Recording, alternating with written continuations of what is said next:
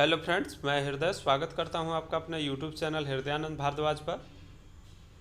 आज दोस्तों हम इस वीडियो में इलेक्ट्रिशियन ट्रेड थ्योरी का एक महत्वपूर्ण टॉपिक है जनरेशन एंड सब स्टेशन, यानी कि उत्पादन एवं सब स्टेशन से संबंधित क्वेश्चन आंसर को सॉल्व करेंगे। इससे पहले हम पार्ट 1 में क्वेश्चन नंबर 24 तक सॉल्व कर दिए हैं।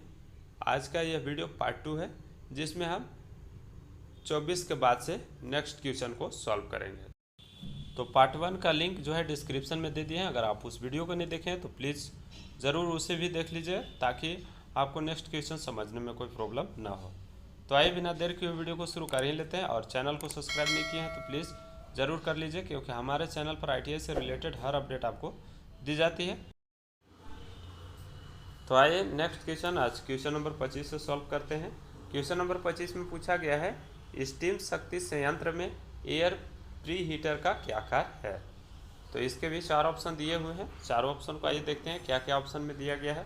पहला ऑप्शन है आपूर्ति जल को गर्म करता है, ये बिल्कुल गलत हो जाएगा। दूसरा है इकोनोमाइजर को गर्म हवा की आपूर्ति करता है, ये भी गलत हो जाएगा। सुपर हीटर को गर्म हवा की आपूर्ति करता है, ये भी गलत हो जाएगा। तो इसका राइट ऑप्शन जो है 25 का डी के साथ चला जाएगा, यानी कि 3 गलत हुए हैं। तो राइट ऑप्शन जो है डी के साथ चला जाएगा। 25वां का राइट ऑप्शन जो है डी के साथ हम चूज करेंगे, यानी कि स्टीम शक्ति संयंत्र में एयर प्री हीटर का जो कार्य होता है, फ्लू गैस से गर्मी को निकलता है, आगत आयु को गर्म करता है, यानी कि बॉयलर भट्टी से आने वाली बाहरी हवा को गर्म करता है। तो इसे आप ध्यान में रखिएगा। 25 का राइट ऑप्शन जो है हम यहाँ पर डी के साथ चूज करेंगे, ठीक है। आइए नेक्स्ट देख लेते हैं क्वेश्चन नंबर 26। क्वेश्चन नंबर 26 में पूछा गया है बैटरी आधारित माइक्रो हाइडल पावर जनरेशन में चार्ज कंट्रोलर का क्या कार्य है।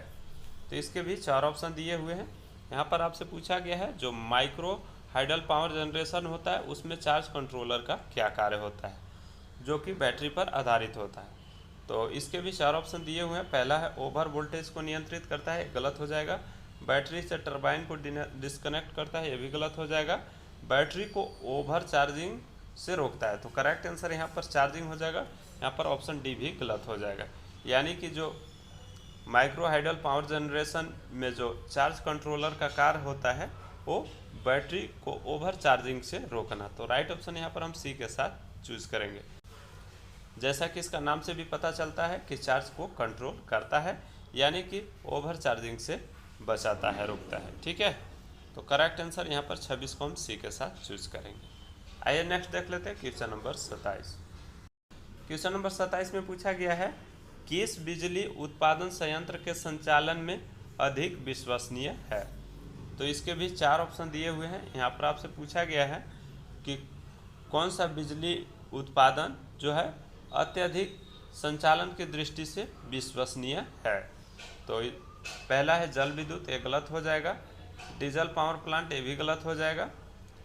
थर्मल पावर प्लांट, ये भी गलत हो जाएगा। राइट ऑप्शन जो है सी के साथ चला जाएगा। न्यूक्लियर पावर प्लांट जो होती है अत्यधिक विश्वसनीय होती है। तो करेक्ट आंसर यहाँ पर हम सी के साथ चूज करेंगे। इसका कई कारण है। इसकी दक्षता अच्छी होती है, विश्वसनीय होती है, पर्यावरण की दृष्टि से भी यह अच्छा होता है, क्योंकि इसमें ऊर्जा उत्पादन में जो है कम ईंधन जलाया जाता है, जिससे ग्रीन हाउस गैसें हैं और अन्य जो वायु प्रदूषक गैस हैं वो पर्यावरण को कम प्रदूषित करता है। तो ये सब कई कारण हैं जो न्यूक्लियर पावर प्लांट अत्यधिक विश्वसनीय का कारण बनता है। तो राइट ऑप्शन यहाँ पर हम सी के साथ चूज करेंगे, ठीक है। तो आइए नेक्स्ट क्वेश्चन नंबर 28 देख लेते हैं, जो कि बेहद महत्वपूर्ण है। क्वेश्चन नंबर 28 में पूछा गया है ज्वारीय शक्ति स्टेशन में बैराज का क्या उद्देश्य है। यानी कि आपसे पूछा गया है कि जो टाइडल पावर स्टेशन होता है उसमें बैराज का मुख्य उद्देश्य क्या होता है। तो इसके भी 4 ऑप्शन दिए हुए हैं। पहला ऑप्शन है ज्वारीय तरंग को नियंत्रित करता है। दूसरा ऑप्शन है समुद्र की ओर पानी को छोड़ता है। तीसरा ऑप्शन है खाड़ी में प्रवेश द्वार पर पानी को नियंत्रित करता है या नियंत्रित करें। और नेक्स्ट ऑप्शन है स्थितिज ऊर्जा को गतिज ऊर्जा में परिवर्तित करता है। तो ज्वारीय शक्ति स्टेशन में जो बैराज का मुख्य उद्देश्य होता है खाड़ी में प्रवेश द्वार पर पानी को नियंत्रित करता है। तो राइट ऑप्शन यहाँ पर हम सी के साथ चूज करेंगे। तो आइए नेक्स्ट क्वेश्चन नंबर 29 देख लेते हैं, जो कि बेहद महत्वपूर्ण है। क्वेश्चन नंबर 29 में पूछा गया है, पारंपरिक बिजली उत्पादन पर गैर पारंपरिक बिजली उत्पादन का क्या नुकसान है। यानी कि आपसे पूछा गया पारंपरिक बिजली उत्पादन की तुलना में गैर पारंपरिक बिजली उत्पादन का मुख्य नुकसान क्या होती है। तो इसके भी 4 ऑप्शन दिया हुआ है। पहला ऑप्शन है प्रदूषण को बढ़ाता है, दूसरा ऑप्शन है सुरक्षा के दृष्टि से जोखिम अधिक इसमें होती है, तीसरा है यहाँ पर अधिक रखरखाव की आवश्यकता होती है, और चौथा ऑप्शन है बेस लोड डिमांड के लिए इस्तेमाल नहीं किया जा सकता है। तो राइट ऑप्शन जब चूज कीजिएगा तो गैर पारंपरिक बिजली का मुख्य जो नुकसान होती है, बेस लोड डिमांड के लिए इसे इस्तेमाल नहीं किया जा सकता।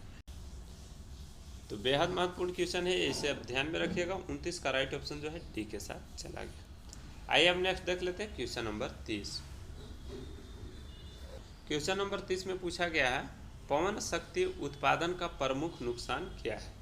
यानी कि वाइंड पावर जनरेशन का मुख्य नुकसान क्या होती है, डिसवांटेज पूछा गया है। ठीक है, तो इसके भी 4 ऑप्शन दिए हुए हैं। जब ऑप्शन को देखिएगा तो पहला ऑप्शन है यहाँ पर प्रदूषण का असर ज़्यादा होता है, इसमें उच्च तकनीकी की आवश्यकता होती है। तीसरा ऑप्शन है संयंत्र स्थापना अत्यधिक जटिल होती है, और चौथा यहाँ पर ऑप्शन दिया हुआ है पवन ऊर्जा नियत और स्थिर नहीं है। तो तीसवा का जब राइट ऑप्शन चूज कीजिएगा तो राइट ऑप्शन जो है इसका डी के साथ चला जाएगा। पवन शक्ति उत्पादन में पवन ऊर्जा नियत और स्थिर नहीं होती है, इसलिए इसका राइट ऑप्शन जो है हम डी के साथ चूज करेंगे। तीसवा का राइट ऑप्शन डी के साथ चला गया। आइए नेक्स्ट देख लेते हैं क्वेश्चन नंबर 31। क्वेश्चन नंबर 31 में पूछा गया है, स्टीम पावर प्लांट में किस घटक का उपयोग फ्लू गैस से फीड पानी को गर्म करने के लिए उपयोग किया जाता है। तो बेहद महत्वपूर्ण क्वेश्चन है, और इसके बारे में हम प्रीवियस वीडियो पार्ट 1 में बता चुके हैं। पहला ऑप्शन है बैलर, दूसरा ऑप्शन है इकोनोमाइजर, तीसरा ऑप्शन है सुपर हीटर, और चौथा ऑप्शन जो है एयर प्री हीटर। तो जब राइट ऑप्शन चूज कीजिएगा तो 31 का राइट ऑप्शन जो है बी के साथ चला जाएगा। इकोनोमाइजर जो होती है वो फ्लू गैस से फीड को पानी गर्म के लिए उपयोग किया जाता है। अगर आपसे पूछा जाता है कि इसको कहाँ लगाया जाता है तो इसे आप ध्यान में रखिएगा, चिमनी के प्रवेश द्वार तथा बॉयलर के निकास के बीच इसे स्थापित किया जाता है। तो ये भी महत्वपूर्ण पॉइंट को ध्यान में रखिएगा। इसके अलावा ये 2 महत्वपूर्ण पॉइंट के बारे में हम बता चुके हैं। एयर प्री हीटर जो होता है वो बॉयलर भट्टी से आने वाली हवा को गर्म करने में मदद करता है, और सुपर हीटर जो होती है वो इसका काम जो होता है नमी युक्त वाष्प को नमी रहित वाष्प बनाने का काम यह करता है। तो ये भी सारे पॉइंट महत्वपूर्ण है, इसे आप ध्यान में रखिएगा। 31 का राइट ऑप्शन हम यहाँ पर बी के साथ चूज किए। तो आइए नेक्स्ट क्वेश्चन नंबर 32 देख लेते हैं, जो कि बेहद महत्वपूर्ण है। क्वेश्चन नंबर 32 में पूछा गया है, प्रेशराइज वाटर रिएक्टर का क्या फ़ायदा है। तो इसके भी 4 ऑप्शन दिए हुए हैं। जब राइट ऑप्शन चूज कीजिएगा तो प्रेशराइज वाटर हीटर का जो एडवांटेज होती है वो यहाँ पर सी के साथ चला जाएगा। ठीक है, इसमें उच्च शक्ति घनत्व होती है, यही इसका एडवांटेज है। तो राइट ऑप्शन यहाँ पर हम 32 का सी के साथ चूज करेंगे। तो आइए नेक्स्ट क्वेश्चन नंबर 33 देख लेते हैं, जो कि बेहद महत्वपूर्ण है। क्वेश्चन नंबर 33 में पूछा गया है, ज्वारीय शक्ति उत्पादन में टरबाइन का क्या कार्य होता है। यानी कि टाइडल पावर जनरेशन में जो टरबाइन होता है उसका मुख्य उद्देश्य क्या होता है, उसका कार्य क्या होता है, ये आपसे पूछा गया। तो इसके भी 4 ऑप्शन दिए हुए हैं। जब राइट ऑप्शन चूज कीजिएगा तो 33 का राइट ऑप्शन जो है बी के साथ चला जाएगा। जो टरबाइन का कार्य होता है स्थितिज ऊर्जा को गतिज ऊर्जा में परिवर्तित करना। तो करेक्ट आंसर यहाँ पर हम 33 को बी के साथ चूज करेंगे। इसे आप ध्यान में रखिएगा, बाकी ऑप्शन जो है गलत हो जाएंगे। ठीक है, आइए नेक्स्ट देख लेते हैं क्वेश्चन नंबर 34, जो कि बेहद आसान क्वेश्चन है और बेहद महत्वपूर्ण है। यहाँ पर पूछा गया क्वेश्चन नंबर 34 में, गैर पारंपरिक ऊर्जा स्रोत का क्या फायदा होती है। यानी कि नॉन कन्वेंशनल एनर्जी का जो एडवांटेज है ये आपसे पूछा गया है। तो पहला ऑप्शन है अधिक भरोसेमंद, कम प्रारंभिक लागत, ये भी गलत हो जाएगा, अधिक दक्षता, और यहाँ पर ग्रीन हाउस प्रभाव से बचा जा सकता है। तो राइट ऑप्शन जो है यहाँ पर हम डी के साथ चूज करेंगे। जो नॉन कन्वेंशनल एनर्जी होती है उसकी सहायता से हम ग्रीन हाउस प्रभाव से बच सकते हैं। तो करेक्ट आंसर यहाँ पर डी के साथ हम चूज करेंगे। 34 का राइट ऑप्शन डी के साथ चला जाएगा, क्योंकि नॉन कन्वेंशनल एनर्जी होती है, ये प्रदूषण नहीं करते हैं। तो आइए नेक्स्ट क्वेश्चन नंबर अब 35 देख लेते हैं, जो कि बेहद महत्वपूर्ण है। क्वेश्चन नंबर 35 में पूछा गया है, परमाणु विखंडन के दौरान उत्पन्न होने वाली रेडियो सक्रिय किरणें का क्या प्रभाव होता है।